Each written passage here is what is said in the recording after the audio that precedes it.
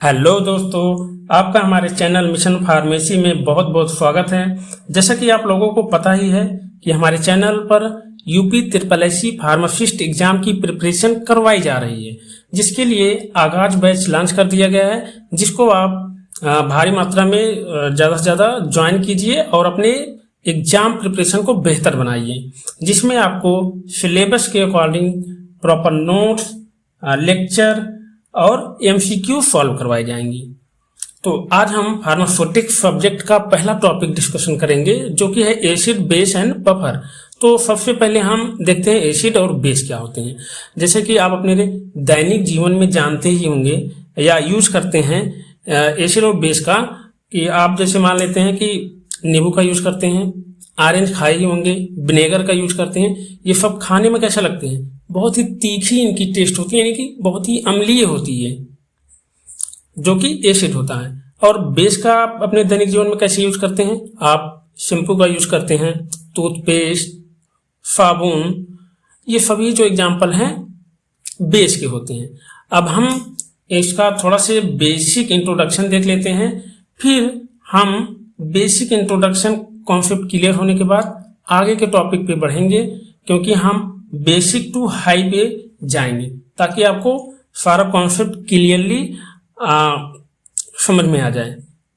तो हम देखते हैं कि acid and base are two important type of substance in chemistry, यानी कि एसिड और बेस दो ऐसे महत्वपूर्ण पदार्थ होते हैं केमिस्ट्री में। सेकेंड पॉइंट है दे शो अपोजिट प्रॉपर्टी। एसिड और बेस जो इनका प्रॉपर्टी होता है, ये दोनों एक दूसरे के बिल्कुल ही विपरीत होती है। तीसरा पॉइंट कहा गया है कि एसिड और बेस को जब हम आपस में रिएक्शन करवाते हैं तो क्या बनेगा? साल्ट और वाटर। जैसे कि आप इस एग्जांपल में देख सकते हैं कि एसिड और बेस को जब हम रिएक्ट करवा रहे हैं तो साल्ट बन रहा है और वाटर बन रहा है। फॉर एग्जाम्पल, हाइड्रोक्लोरिक एसिड और सोडियम हाइड्रोक्साइड को जब आपस में रिएक्ट करवाएंगे तो क्या बन रहा है? NaCl और H2O। NaCl क्या होता है? साल्ट, जो आप डेली घरों में यूज करते होंगे, और H2O क्या है? वाटर, जो अपने दैनिक जीवन में डेली आप यूज ही करते हैं। ठीक, अब हम थोड़ा से इंट्रोडक्शन देख लेते हैं एसिड और बेस का, ताकि आपका कॉन्सेप्ट क्लियर रहे जब हम आगे की थ्योरी वगैरह को पढ़ें। तो पहला देख लेते हैं एसिड में क्या है? सोर इन टेस्ट, यानी कि ये टेस्ट में बहुत ही तीखे या अम्लीय होते हैं।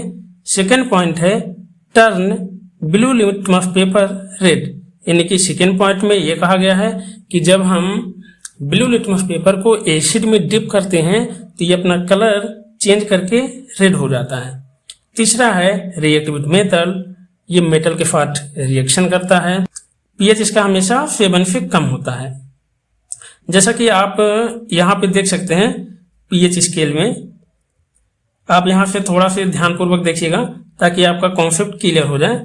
देखिए 7 को न्यूट्रल दिखाया गया है, बाकी इधर जैसे जैसे हम बढ़ते जाएंगे वैसे वैसे एसिडिटी बढ़ रही है, और 7 से जितना नीचे आएंगे एसिडिटी बढ़ती जाएगी, और 7 से जितना ऊपर जाएंगे बेसिसिटी बढ़ती जाएगी। अब हम अपने कॉन्सेप्ट में आते हैं।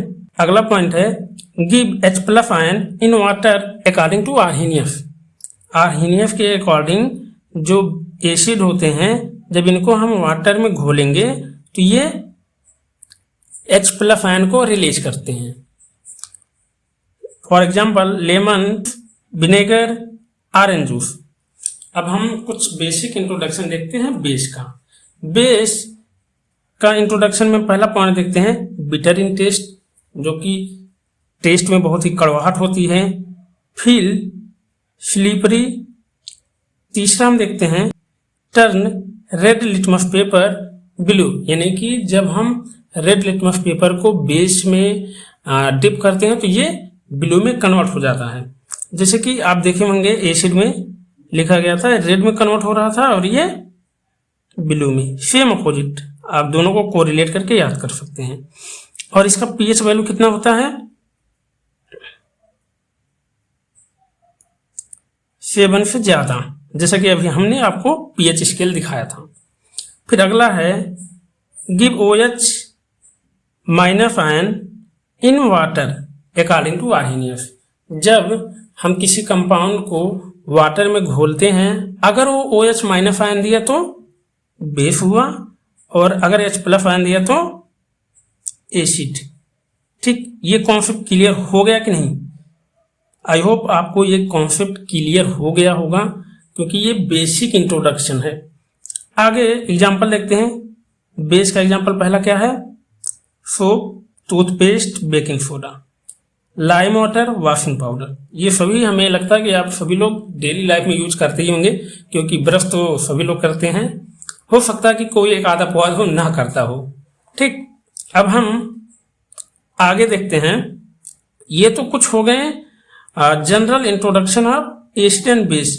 अब हम देखते हैं कुछ साइंटिस्ट थे जिन्होंने ये प्रूव किया कि कौन से मटेरियल और कौन से पदार्थ एसिड है और बेस है। इन्होंने अपने अपने तरीके से इसको प्रूव किया, और हम देखेंगे सभी के कॉन्सेप्ट को देखेंगे कि इन्होंने कैसे कैसे प्रूव किया है। तो उसमें से किसी के कॉन्सेप्ट में कोई कमी होगी तो अगला कॉन्सेप्ट आया होगा, अगले में कमी होगी तो अगला कॉन्सेप्ट आया होगा। यही सिंपल से होगा। ठीक, तो हम पहला इसमें देखते हैं। पहली थ्योरी जो है आर्हेनियस थ्योरी। ये एक साइंटिस्ट थे जिनका नाम आर्हेनियस था। इन्होंने 1884 में आर्हेनियस थ्योरी दिया। इन्होंने कहा कि ऐसा मटेरियल या ऐसा सब्सटेंस जो वाटर में घोलने पे H प्लस आयन दे, देखिए H प्लस आयन, उसको हम एसिड कहेंगे, एसिड। ठीक, फॉर एग्जाम्पल HCl यानी कि हाइड्रोक्लोरिक एसिड को जब हम वाटर में घोलेंगे तो ये कैसे टूटेगा? H प्लस आयन और Cl माइनस आयन, जो कि एसिड है। क्योंकि इनके थ्योरी में यही कहा गया है कि जब हम वाटर में घोलेंगे तो अगर H प्लस आयन आया तो वो एसिड होगा। फिर हम देखते हैं कि इन्होंने बेस के लिए क्या थ्योरी दिया। इन्होंने कहा कि ऐसा सब्सटेंस जो वाटर में घोलने पे OH माइनस आयन दे, उसको हम क्या बोलेंगे? बेस। तो एग्जाम्पल में देखिए, सोडियम हाइड्रोक्साइड अगर वाटर में घोलेंगे तो ये किस में टूट रहा है? Na plus OH minus ion, यानी कि OH माइनस आयन आ गया। अब हम इसको क्या कहेंगे? बेस, क्योंकि इनका थ्योरी ही कह रहा है कि अगर OH माइनस आयन आता है तो ये बेस होगा। ठीक, तो ये कुछ एग्जाम्पल है जो मैंने एक्सप्लेनेशन दिया, वही एक्सप्लेनेशन है। अब हम देखते हैं कि इस रूल में क्या कमियां रही हैं, क्योंकि अगर इसमें कमी नहीं होती तो अगला थ्योरी आता ही नहीं। तो इनमें ये कहा गया था, ये केवल हम तभी पता कर सकते हैं एसिड है या बेस जब हमें वाटर सोल्यूशन यानी कि एक्वस सोल्यूशन होगा तो ही, क्योंकि बिना उसमें डिजॉल्व किए हम ये नहीं बता सकते हैं कि ये एसिड है या बेस। तो इनका ये लिमिटेशन था, यही डिसएडवांटेज थी, यही इनमें कमियां थी, जिसकी वजह से ये सभी मटेरियल का नहीं बता सकता था ये एसिड है कि बेस है। अब हम सेकेंड थ्योरी देखते हैं, ब्रोंस्टेड लोरी थ्योरी, जो कि 1930 में आया था। ठीक, तो इनके अकॉर्डिंग क्या था? इन्होंने कहा कि ऐसा सब्सटेंस जो प्रोटॉन को डोनेट करे उसको हम एसिड कहेंगे, और जो प्रोटॉन को एक्सेप्ट करे उसको हम बेस कहेंगे। फॉर एग्जाम्पल NH3 यानी कि अमोनिया और वाटर जब आपस में रिएक्ट किए तो देखो क्या बना? अमोनियम आयन और OH माइनस आयन। तो इनके अकॉर्डिंग क्या कहा गया है? जो डोनेट करेगा वो एसिड होगा, जो एक्सेप्ट करेगा प्रोटॉन को वो बेस होगा। अब हम इसको एक्सप्लेन करते हैं। इसमें देखो H2O जो है, H2O क्या है? H प्लस आयन दिया है, इसलिए OH माइनस में कन्वर्ट हुआ है, तो ये क्या हुआ? एसिड। और NH3 क्या है? ये वाटर यानी कि H2O से एक प्रोटॉन एक्सेप्ट करके अमोनियम आयन बनाया है, तो ये क्या होगा? बेस। ठीक, आई होप दोस्तों आपको ये कॉन्सेप्ट क्लियर हो रहा होगा। और हम देखते हैं कि इनमें क्या लिमिटेशन रही है, क्योंकि इनमें लिमिटेशन रही होगी तो ही आगे की थ्योरी आई है। तो इनका जो लिमिटेशन था कि ऐसा मटेरियल जो प्रोटॉन को ट्रांसफर ना करता हो, उसके लिए इनकी थ्योरी फॉलो नहीं करती थी कि वो एसिड है या बेस है। लुईस थ्योरी, जो कि ये भी थ्योरी 1923 में आया है, ये दोनों इंपॉर्टेंट पॉइंट है, याद रखना, ठीक। इन्होंने कहा, लुईस ने कहा कि ऐसा सब्सटेंस जो इलेक्ट्रॉन पेयर को एक्सेप्ट करे वो एसिड कहलाएगा, और जो इलेक्ट्रॉन पेयर को डोनेट करेगा वो बेस कहलाएगा, ठीक। तो एग्जाम्पल में देखो, BF3 प्लस NH3 जब आपस में रिएक्ट किए हैं तो इसमें क्या हुआ है कि जो BF3 है इन्होंने इलेक्ट्रॉन पेयर को एक्सेप्ट किया, क्योंकि NH3 के पास हमेशा एक लोन पेयर होता है, तो BF3 ने उसको एक्सेप्ट कर लिया, ठीक। और NH3 जो है ये अपना इलेक्ट्रॉन पेयर दिया है, तो ये क्या होगा, अकॉर्डिंग टू लुईस थ्योरी क्या होगा, बेस होगा, और BF3 एसिड होगा। इनकी देख लेते हैं लिमिटेशन। इसमें कोई मेजर लिमिटेशन नहीं है, और ये मोस्टली सबसे ज्यादा जनरली यूज होने वाली थ्योरी है, ठीक। हम देखते हैं, कंपैरिजन करते हैं इन सभी थ्योरी में, कंपैरिजन करके देखते हैं क्या क्या अंतर है। पहला है आर्हेनियस। इन्होंने कहा कि अगर H+ आयन देगा तो ये एसिड होगा, लेकिन ब्रोंस्टेड ने क्या कहा, अगर प्रोटॉन डोनर होगा तो एसिड होगा। और लुईस ने क्या कहा, अगर इलेक्ट्रॉन पेयर को एक्सेप्ट करेगा तो ये एसिड होगा। इन तीनों को ध्यान पूर्वक देखिएगा, तीनों में क्या डिफरेंस है। पहले में है आर्हेनियस कह रहे हैं कि अगर वाटर में H+ आयन को डोनेट करता है तो एसिड है, और ब्रोंस्टेड लॉरी कह रहे हैं कि अगर प्रोटॉन को डोनेट कर रहा है तो एसिड है, और लुईस क्या कह रहे हैं, अगर इलेक्ट्रॉन पेयर को एक्सेप्ट कर रहा है तो एसिड है। अब हम देखते हैं बेस में इन तीनों थ्योरी में क्या डिफरेंस है। अगर हम कंपाउंड को या सब्सटेंस को वाटर में डिजॉल्व करेंगे, अगर वो OH- आयन देता है तो बेस कहलाएगा। ये कौन कह रहे हैं, आर्हेनियस जी कह रहे हैं, ठीक। अब देखते हैं ब्रोंस्टेड लॉरी थ्योरी क्या कह रहा है कि अगर प्रोटॉन को एक्सेप्ट करेगा तो इसको हम कहेंगे बेस, ठीक। अब हम लुईस को देखते हैं कि लुईस थ्योरी क्या कह रही है। इन्होंने कहा कि अगर इलेक्ट्रॉन पेयर को डोनेट करेगा तो क्या होगा, बेस, ठीक। अब कुछ की कॉन्सेप्ट को हम देख लेते हैं कि की कॉन्सेप्ट क्या है जो इसमें सबसे ज्यादा यूज हुए। आर्हेनियस के लिए क्या यूज हुआ है, आयन प्रोडक्शन, क्योंकि अगर वाटर में सॉल्युलाइज करेंगे या कोई चीज हम घोलेंगे तो आयन में नहीं टूटेगा, तो कैसे हमें पता चलेगा H+ या OH- में टूट रहा है। तो और ब्रोंस्टेड लॉरी में क्या सबसे ज्यादा की पॉइंट है, प्रोटॉन ट्रांसफर, यानी कि प्रोटॉन का ट्रांसफर हो रहा है, वो एक्सेप्ट हो या डोनेट हो। और लुईस में क्या है, इलेक्ट्रॉन पेयर का ट्रांसफर हो रहा है। तो इसको बहुत ही ध्यानपूर्वक इन तीनों का डिफरेंस देख लो। आयन का प्रोडक्शन होगा आर्हेनियस में, और प्रोटॉन का ट्रांसफर होगा ब्रोंस्टेड एंड लॉरी थ्योरी में।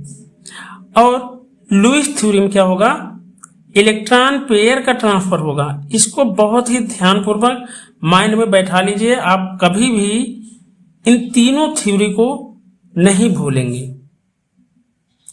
तो आई होप दोस्तों आप सभी लोगों को ये कॉन्सेप्ट क्लियर हो रहा होगा। एवरी आर्हेनियस एसिड, यानी कि प्रत्येक आर्हेनियस एसिड जो है वो ब्रोंस्टेड एसिड हो सकता है, लेकिन every Bronsted acid are not Arrhenius acid, and every Bronsted acid जो है can be explain by Lewis theory. यानी कि इसका कहने का मतलब है कि आर्सेनियस के जो एसिड है वो ब्रोंस्टेड एसिड हो सकते हैं, लेकिन जो ब्रोंस्टेड एसिड है वो आर्सेनियस नहीं हो सकते हैं, आर्सेनियस एसिड नहीं हो सकता है। उसको हम लुईस थ्योरी के द्वारा एक्सप्लेन कर सकते हैं। तो दोस्तों आप सभी लोग, अब एक पॉइंट हम बताने जा रहे हैं जो कि बहुत ही इंपॉर्टेंट है, एग्जाम में आ सकता है, इसको नोट डाउन कर लीजिएगा। जैसे कि हमने एसिड के बारे में बात किया था कि अगर HCl को हम वाटर में सॉल्युलाइज करेंगे तो ये H प्लस Cl माइनस में टूटेगा। तो इसको हम क्या कह रहे थे कि ये आर्सेनियस एसिड है, ठीक है। अगर हम यहीं पे बात कर लें H2SO4,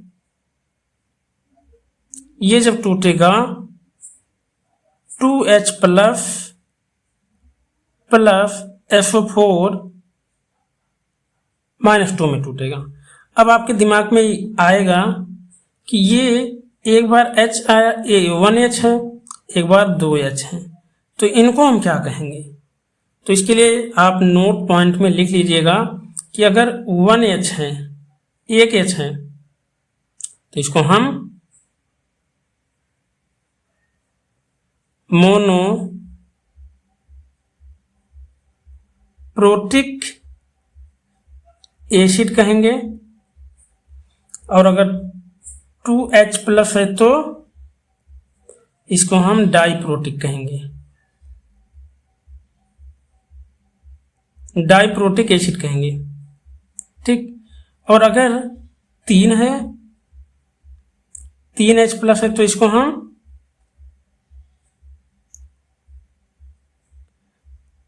ट्राइप्रोटिक एसिड कहेंगे।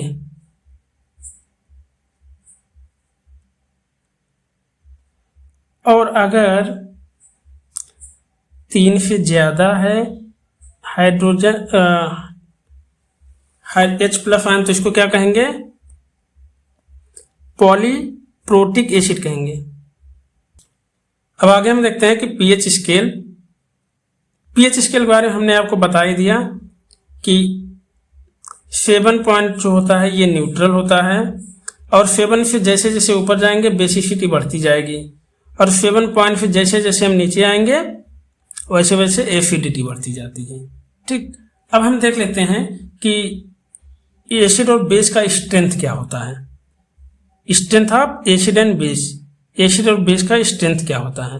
तो हम पहले देखते हैं कि स्ट्रेंथ ऑफ एसिड का स्ट्रेंथ देख लेते हैं कि अगर कोई एसिड स्ट्रॉन्ग एसिड है तो ये कंप्लीटली आयोनाइज हो जाएगा वाटर में, और अगर वीक है, वीक एसिड है तो ये पार्शियली आयोनाइज होता है वाटर में। बस इतना ही मेन पॉइंट है जो आप ध्यानपूर्वक सुनिए और याद करते चलिए, ठीक। स्ट्रॉन्ग एसिड का कुछ एग्जांपल है, जैसे हाइड्रोक्लोरिक एसिड, सल्फ्यूरिक एसिड, तीसरा है नाइट्रिक एसिड, चौथा परक्लोरिक एसिड, ठीक। ये जो चारों एग्जाम्पल हैं आप इसको ध्यानपूर्वक लिख लीजिएगा कि ये 100% आयोनाइज हो जाते हैं। बहुत ही इंपॉर्टेंट पॉइंट है, आप लिख लीजिएगा। अब हम देखते हैं वीक एसिड क्या होता है। ऐसा एसिड जो पार्शियली आयोनाइज हो उसको वीक एसिड कहते हैं। Example acetic acid, carbonic acid, phosphoric acid, hydrofluoric acid, ठीक। ये पार्शियली आयोनाइज होते हैं वाटर में, ठीक। जितना स्ट्रॉन्ग एसिड होगा lower pH, weak acid higher pH. इसका मतलब आप समझे, लोअर पीएच में देखिए जितना हम लोअर पीएच पे आएंगे इसकी बेस एसिडिटी बढ़ती जा रही है। तो वही चीज कहा है कि स्ट्रॉन्ग एसिड लोअर पीएच और वीक एसिड हायर पीएच। जैसे जैसे वीक होता जाएगा वैसे वैसे इसकी पीएच बढ़ती जाएगी, लेकिन 7 से कम रहेगी, ठीक।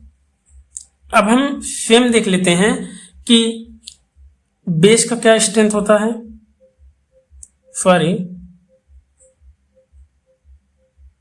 बेस का क्या स्ट्रेंथ होता है। तो देखो बेस में क्या दिया गया है strong base dissociate completely in water,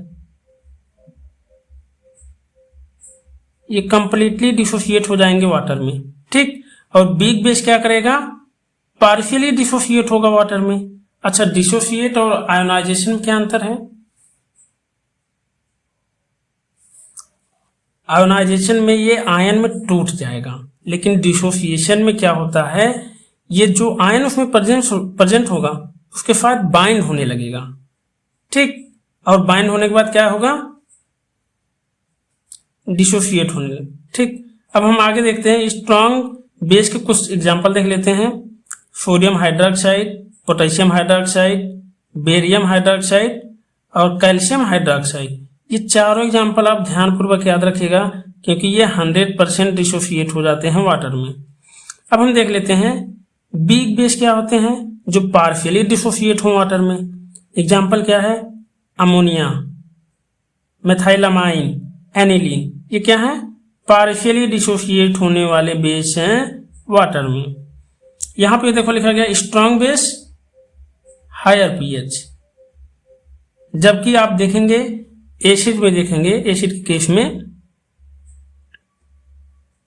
acid के केस में आप अगर देखेंगे लिखा गया है स्ट्रॉन्ग एसिड लोअर पीएच, लेकिन यहां पे देखो लिखा गया है स्ट्रॉन्ग बेस हाईएस्ट पीएच, क्योंकि जितना कम होगा उतना ज्यादा एसिडिक होगा और जितना ज्यादा होगा उतना ज्यादा बेसिक होगा।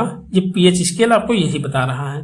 तो जैसे हम 14 नंबर पे आ गए तो इसकी सबसे ज्यादा बेसिसिटी होती है, और 8 से नीचे है या 8 पे है तो बहुत ही कम बेसिसिटी होती है। तो वही ये वीक बेस लोअर पीएच, यानी कि 7 से ज्यादा रहेगा। आप सभी लोग एक पॉइंट हम बताने जा रहे हैं, कॉन्जुगेट एसिड एंड बेस, ये क्या होते हैं, इसको आप सभी लोग बहुत ही ध्यानपूर्वक सुनिएगा और समझिएगा, क्योंकि आप को हम बहुत ही इजी एंड सिंपल लैंग्वेज में बताने वाले हैं कि कॉन्जुगेट एसिड और बेस क्या होते हैं। अब हम कुछ इंपॉर्टेंट पॉइंट को देखते हैं, ध्यानपूर्वक समझिएगा कि ऑल स्ट्रॉन्ग एसिड है पीएच क्लोज टू 0 to 1। जितने स्ट्रॉन्ग एसिड होते हैं वो 0 से 1 के बीच में ही इनकी पीएच होती है, और ऑल स्ट्रॉन्ग बेस है पीएच 13 to 14, यानी कि जितने स्ट्रॉन्ग बेस है उनकी जो पीएच होती है 13 से 14 के बीच में होती है। और strong strength is a relative term depend on the condition, यानी कि स्ट्रेंथ जो होता है ये डिपेंड करता है सॉल्वेंट के ऊपर, यानी कि सॉल्वेंट उसमें कितना ऐड किया गया, temperature, concentration is different from strength.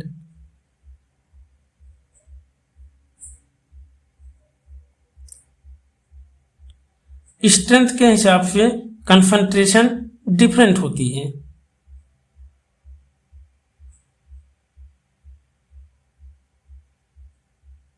जैसे कि स्ट्रॉन्ग एसिड क्या होता है, डाइल्यूट होगा, लेकिन वीक बेस जो होता है थोड़ा से कंसंट्रेटेड होता है। तो आई होप दोस्तों आपको समझ में आया होगा। अब कुछ हम मेमोरी ट्रिक आपको बताने वाले हैं। जैसे आर्हीनियस जब दिमाग, जैसे आर्हीनियस पूछा जाए तो आपको दिमाग में क्या आना चाहिए, H+ आयन OH- आयन। अगर वाटर में दे रहा है तो क्या होगा, एसिड, और OH- आयन दिया तो बेस, देखो लिखा गया है, ठीक।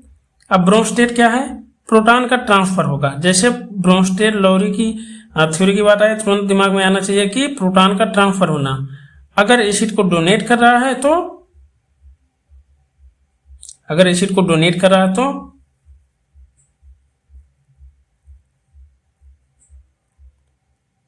सॉरी, अगर प्रोटॉन को डोनेट करे तो एसिड और प्रोटॉन को एक्सेप्ट करे तो base.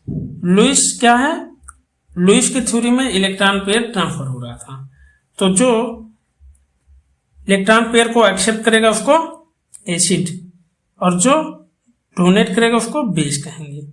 A for acid, amla, यानी कि अम्ला आप जानते ही होंगे जो कि खट्टा होता है। बी फॉर बेस, यानी कि बिटर टेस्ट होता है। अब हम अपना अगला टॉपिक देखते हैं कि कॉन्जुगेट एसिड एंड बेस क्या होते हैं। तो हम देखते हैं कि conjugate acid and base pair क्या होते हैं।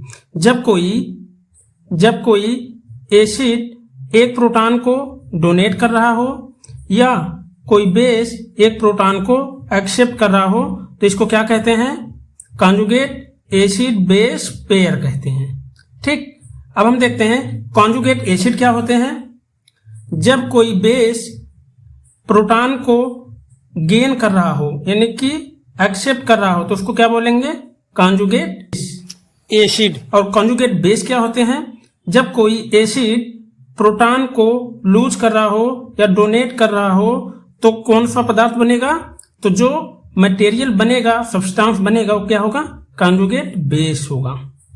ठीक, जैसे कि आपको सिंपल वे में समझाया गया है कि gain of H plus, gain of proton लिखा गया है equal to conjugate acid and second की पॉइंट लिखा गया है loss of proton equal to conjugate base.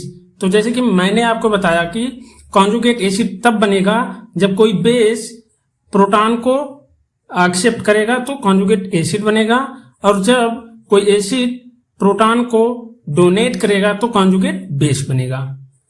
अब आइए हम इसको एग्जाम्पल से समझते हैं और भी इजी तरीके से, ताकि आपको बहुत ही अच्छे तरीके से कॉन्सेप्ट क्लियर हो जाए। अब ध्यान से देखिए, इसमें एक एसिड है ये जो कि एक प्रोटॉन को डोनेट कर रहा है, तो जो प्रोटॉन को डोनेट करेगा तो क्या बन रहा है, कॉन्जुगेट बेस बन रहा है। जैसे कि यहां पे एग्जाम्पल आप देखिए, एग्जाम्पल नंबर 1 पे देखिए HCl लिखा गया है जो कि हाइड्रोक्लोरिक एसिड होता है। ये जब टूटेगा किसमें टूटेगा, H प्लस एंड क्लोरीन में, Cl माइनस आयन में। तो जो H प्लस है ये एक प्रोटॉन दे दिया, अलग हो गया, और जो Cl बचा है इसको ही हम क्या बोलेंगे, कॉन्जुगेट बेस। ठीक, जैसे कि देखिए ब्रैकेट में लिखा गया है acid loses one proton to become its conjugate base.